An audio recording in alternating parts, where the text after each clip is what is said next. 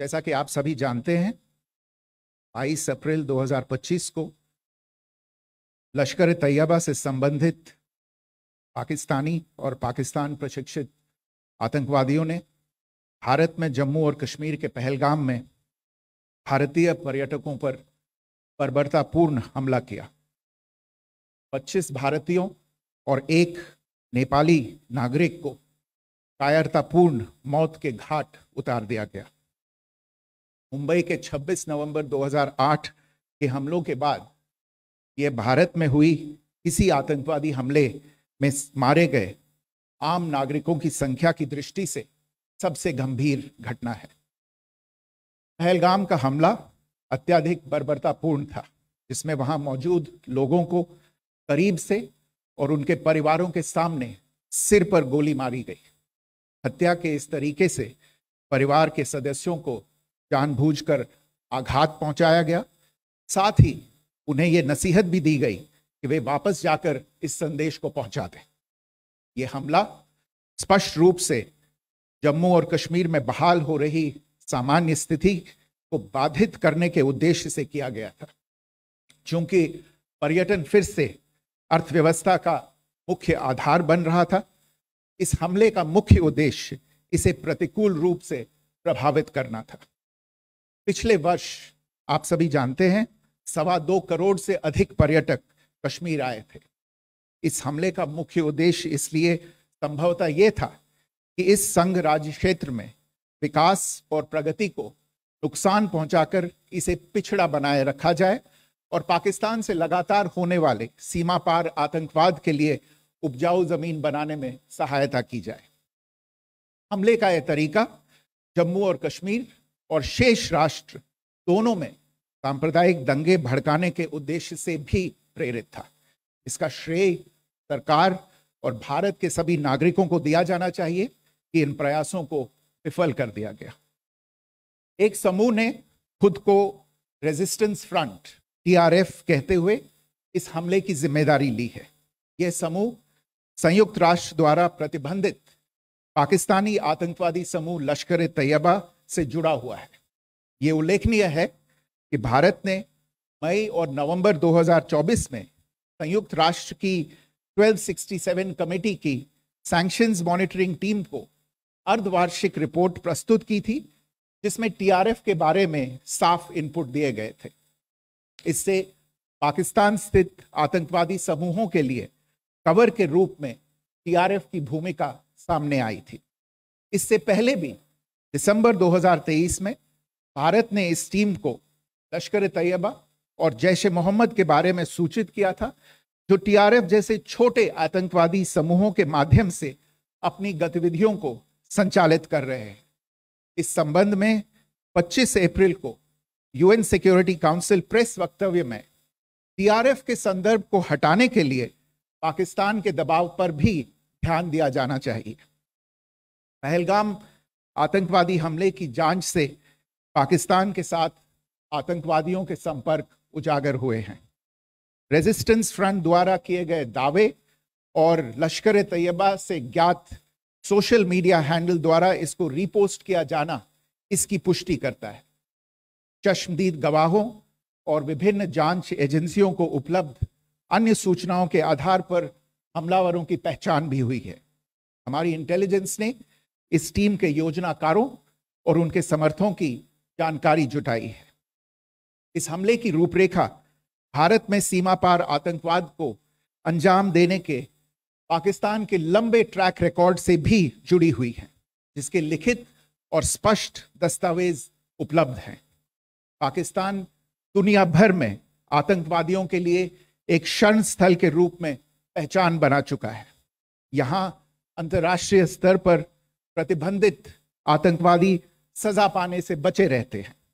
इसके अलावा पाकिस्तान ने इस मुद्दे पर विश्व और फाइनेंशियल एक्शन टास्क फोर्स जैसे अंतर्राष्ट्रीय मंचों को जानबूझकर गुमराह करने के लिए भी जाना जाता है। साजिद मीर का मामला, जिसमें इस आतंकवादी को पाकिस्तान ने मृत घोषित कर दिया था और फिर अंतर्राष्ट्रीय दबाव के परिणाम स्वरूप वो जीवित पाया गया, इसका सबसे स्पष्ट उदाहरण है। ये स्वाभाविक है कि पहलगाम में हुए इस हमले से जम्मू और कश्मीर के साथ साथ भारत के अन्य भागों में भी आक्रोश देखा गया। हमलों के बाद भारत सरकार ने स्वाभाविक रूप से पाकिस्तान के साथ संबंधों को लेकर कुछ कदम उठाए। आप सभी उन निर्णयों से अवगत हैं जिसकी घोषणा 23 अप्रैल को की गई थी। तथापि यह आवश्यक समझा गया कि 22 अप्रैल के हमले के अपराधियों और उनके योजनाकारों को न्याय के कटघरे में लाया जाए।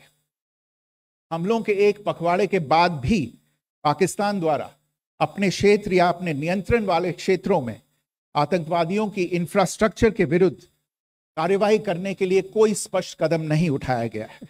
उल्टे वो इनकार करने और आरोप लगाने में ही लिप्त रहा है। पाकिस्तान आधारित आतंकवादी मॉड्यूल्स पर हमारी खुफिया निगरानी ने संकेत दिया है कि भारत के विरुद्ध आगे भी हमले हो सकते हैं। अतः इनको रोकना और इनसे निपटना दोनों को बेहद आवश्यक समझा गया।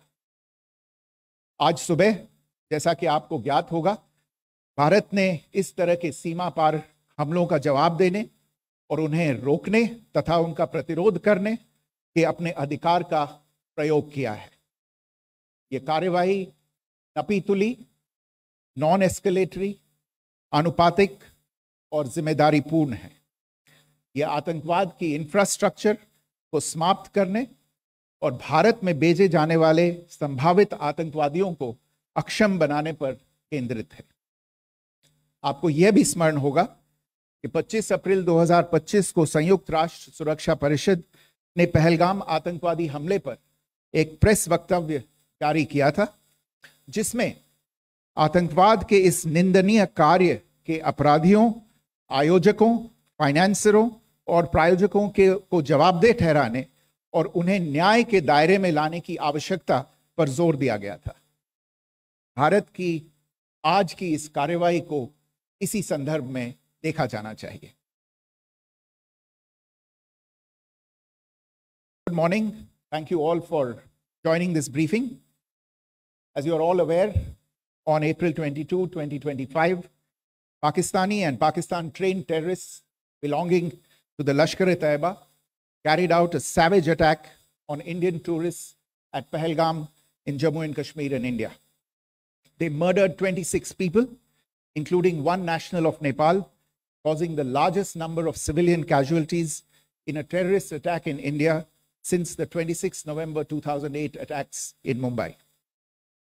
The attack in Pahalgam was marked by extreme barbarity, with the victims mostly killed with headshots from close range and in front of their families. Family members were deliberately traumatized through the manner of the killing, accompanied by the exhortation that they should take back the message. The attack was clearly driven by the objective of undermining the normalcy returning to Jammu and Kashmir. In particular, it was designed to impact the mainstay of the economy, tourism, with a record 23 million tourists visiting the valley last year. The calculation, presumably, was that harming growth and development in the Union Territory would help keep it backward and create fertile ground for continued cross-border terrorism from Pakistan. The manner of the attack was also driven by an objective of provoking communal discord, both in Jammu and Kashmir and the rest of the nation. It is to the credit of the government and the people of India that these designs were foiled. A group calling itself the Resistance Front has claimed responsibility for the attack. This group is a front for the UN-proscribed Pakistani terrorist group Lashkar-e-Taiba. It is notable that India had given inputs about the TRF in the half-yearly report to the monitoring team of the UN's 1267 Sanctions Committee in May and November 2024, bringing out its role as a cover for Pakistan-based terrorist groups. Earlier too, in December 2023, India had informed the monitoring team about Lashkar and Jaish-e-Mohammed operating through small terror groups such as the TRF. Pakistan's pressure to remove references to TRF in the April 25 UN Security Council press statement is notable in this regard. Investigations into the Pahalgam terror attack have brought out the communication notes of terrorists in and to Pakistan, the claims made by the Resistance Front, and their reposting by known social media handles of the Lashkar-e-Taiba speak for themselves. Identification of the attackers based on eyewitness accounts, as well as other information available to law enforcement agencies, has also progressed. Our intelligence has developed an accurate picture of the planners and backers of this team. The features of this attack also tie in with Pakistan's long track record of perpetrating cross-border terrorism in India, which is well documented and beyond question. Pakistan also has a well-deserved reputation as a haven for terrorists from around the world, with internationally proscribed terrorists enjoying impunity there. In addition, Pakistan has been known to willfully mislead the world and international forums, such as the Financial Action Task Force, on this issue. The Sajid Mir case, in which this terrorist was declared dead and then, in response to international pressure, brought back to life, found alive and arrested, is the most glaring example. The latest attack in Pahalgam has understandably generated deep anger in Jammu and Kashmir and in other parts of India. Following the attacks, the government of India naturally responded with a set of initial measures relating to our engagement with Pakistan. You're all aware of the decisions that were announced on the 23rd of April. However, it was deemed essential that the perpetrators and planners of the 22nd April attack be brought to justice. Despite a fortnight having passed since the attacks, there has been no demonstrable step from Pakistan to take action against the terrorist infrastructure on its territory or on territory under its control. Instead, all it has indulged in are denials and allegations. Our intelligence monitoring of Pakistan-based terrorist modules indicated that further attacks against India were impending. There was thus a compulsion both to deter and to preempt. Earlier this morning, as you would be aware, India exercised its right to respond and preempt, as well as deter more such cross-border attacks. These actions were measured, non-escalatory, proportionate, and responsible. They focused on dismantling the terrorist infrastructure and disabling terrorists likely to be sent across to India. You would also recall that the Security Council on 25th April 2025 had issued a press statement on the Pahalgam terror attack, underlining, and I quote, the need to hold perpetrators, organizers, financiers, and sponsors of this reprehensible act of terrorism accountable and bring them to justice, unquote. India's latest actions should be seen in this context. Joining me for this briefing on our actions earlier this morning are Colonel Sophia Qureshi and Wing Commander Vyomika Singh. I will request them to share some details regarding Operation Sindoor with all of you.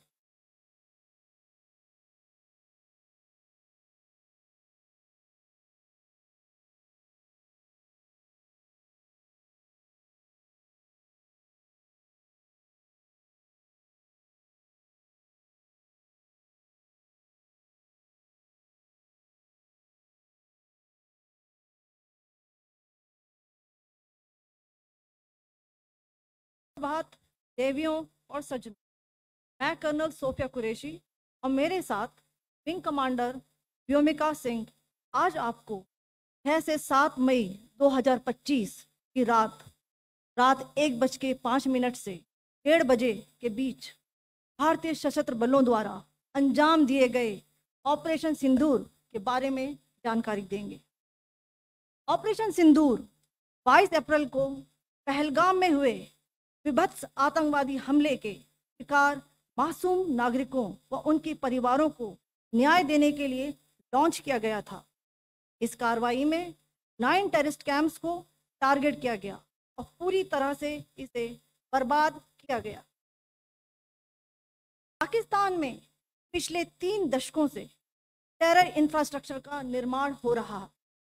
इसमें recruitment, indoctrination centres, training areas व launch pad शामिल थे, जो पाकिस्तान और पाक अधिकृत Jammu Kashmir, POJK दोनों में फैले हैं। Operation Sindoor was launched by Indian Armed Forces to deliver justice to the victims of Pahalgam terror attack and their families. 9 terrorist camps were targeted and successfully destroyed. Over the last 3 decades, Pakistan has systematically built terror infrastructure. It is a complex web of recruitment and indoctrination centers, training areas for initial and refresher courses, and launch pads for handlers. These camps are located both in Pakistan as well as Pakistan-occupied Jammu and Kashmir areas. Some of the well-known training camps are located, as you can see on the screen. They are distributed from Sawai Nala in the north, counting to approximately 21, ending at Bhagalpur to the south. इन लक्ष्यों का चयन विश्वसनीय intelligence सूचनाओं के आधार पर हुआ ताकि आतंक गतिविधियों की रीढ़ तोड़ी जा सके, और यह खास ध्यान दिया गया कि निर्दोष नागरिकों और सिविलियन इंस्टॉलेशन को नुकसान न पहुंचे। Selection of these targets for Operation Sindoor was based on credible intelligence inputs and role of these facilities in perpetrating the terror activities. The locations were so selected to avoid damage to civilian infrastructures and loss of any civilian lives. This was done with due diligence, and the camps selected for targeting and their engagement will now be shown to you one by one. POJK ये targets मैं आपको बताना चाहूँगी। सबसे पहले सवाई नाला camp Muzaffarabad, जो कि POJK के लाइन ऑफ कंट्रोल से 30 किलोमीटर दूर है। यह एक लश्कर तोयबा का ट्रेनिंग सेंटर था। 20 अक्टूबर 2024 सोनमर्ग, 24 अक्टूबर 24 गुलमर्ग, 22 अप्रैल 2025 पहलगाम, इन हमलों के आतंकियों ने यहीं से प्रशिक्षण लिया था। सैयदना बिलाल कैंप जफराबाद, यह एक जैश ए मोहम्मद का स्टेजिंग एरिया है। यह हथियार, विस्फोटक और जंगल सर्वाइवल ट्रेनिंग का केंद्र भी था। गुलपुर कैंप कोटली, यह LOC से 30 किलोमीटर दूर था। लश्कर तोयबा का बेस था, जो रजौरी पुंछ में सक्रिय था। 20 अप्रैल 2023 को पुंछ में और 9 जून 2024 को तीर्थ यात्रियों के बस हमले में यहीं से आतंकी को ट्रेन किया गया था।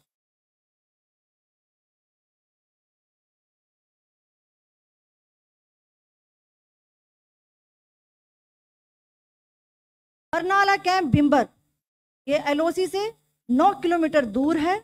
यहाँ पर हथियार, हैंडलिंग, IED व जंगल सर्वाइवल का प्रशिक्षण केंद्र था। अब्बास कैंप कोटली,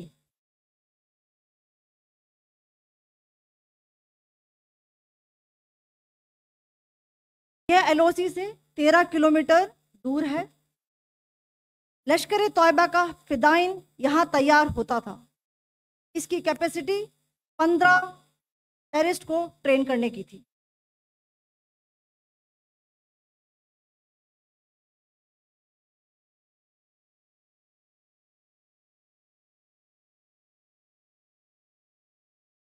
अब मैं पाकिस्तान के अंदर के टारगेट से अवगत कराना चाहूंगी।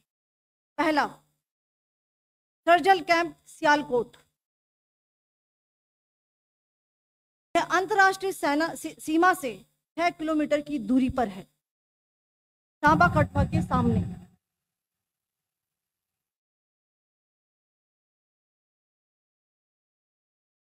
मार्च 2025 में जम्मू एंड कश्मीर पुलिस के 4 जवानों को जो हत्या की गई थी, उन आतंकवादियों को इस जगह पर ट्रेन किया गया था। दूसरा, महमूना जाया कैंप सियालकोट, यह 18 से 12 किलोमीटर IB से दूर था। हिजबुल मुजाहिदीन का बहुत बड़ा कैंप था। ये कठुआ जम्मू क्षेत्र में आतंक फैलाने का नियंत्रण केंद्र था। पठानकोट एयरफोर्स बेस पर किया गया हमला भी इसी कैंप से प्लान और डायरेक्ट किया गया था। मरकज ताइबा मुरीद के, यह आईबी से 18 से 25 किलोमीटर दूरी पर है। 2008 के मुंबई हमले के आतंकी भी यहीं से प्रशिक्षित हुए थे। अजमल कसब और डेविड हेडली भी यहाँ ट्रेन हुए थे।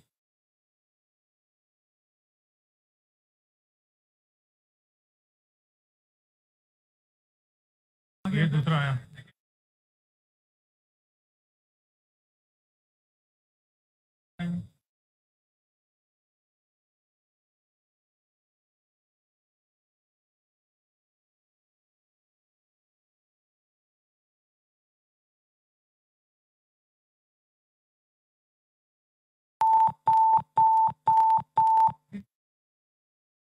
Enclosure same ही है। Just hit the target.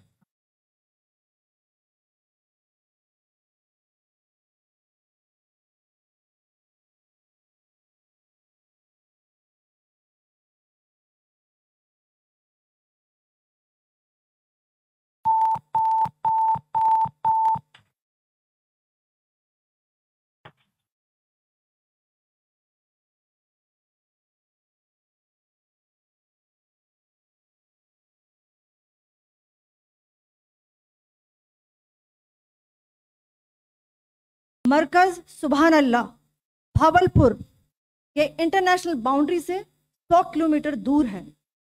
Jaish ए मोहम्मद का मुख्यालय था।